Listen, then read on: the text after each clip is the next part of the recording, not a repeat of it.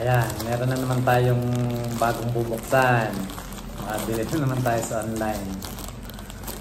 Ari ay kakaiba. Tayo kasi ay nood ng YouTube. Ay tayo nag-follow kay Sir Chinky. Chinky Tan. Ay lagi siyang may ipon card challenge. So yan, tayo desperate ng makaipon, so tayo gumaya na rin kapag panood. Yan, ang ganda ng packaging. So binili natin online, and tingnan natin kung ano meron din sa kanyang ipon card na sinasabi.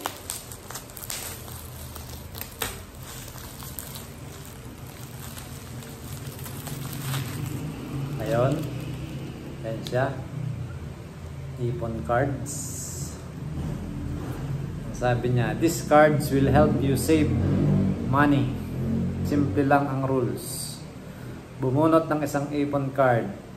Pwedeng daily, pwede every other day, weekly, etc. At gawin ang challenge na mababasa mo sa card. Lahat ng perang may ipon ay ihuhulog mo sa ipon box. Tapusin at kumpletuhin ang 60 ipon card challenges to become a certified iponaryo. Happy saving. Ayun, testingin natin. Kasi tayo ay hindi makaipon. Ay tingnan natin kung hindi effective. So yan. Ang dami siya. Testing tayo ngayon. Isa lang muna. Hop.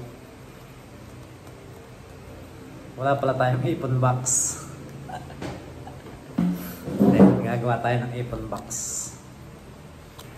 So, yun. 20 peso coin challenge. Maghulog ng 5 new 20 peso coin sa ipon box mo. Ayun,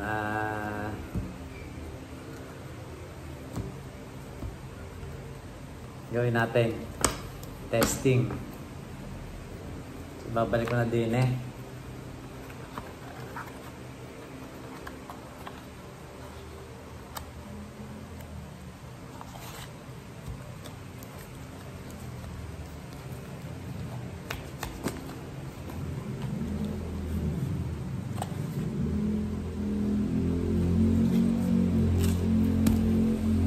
Ganap muna ako ng ipon box.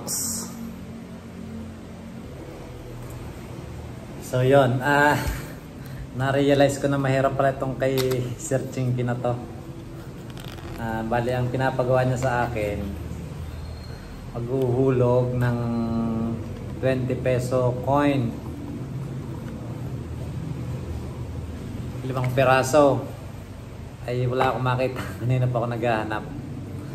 So ngayon, ang gagawin ko na lang para madali ay same value, same amount pala. Sorry. Ano din yung hundreds. Sorry, ang ating unang hulog. Sir Chinky, I trust in you. Sana ay tayo'y makaipon. Yan, hulog ko na. Wala tayong ipon box, kaya produce tayo ng ipon bottle. Yan. Yan. Taran! First hulog.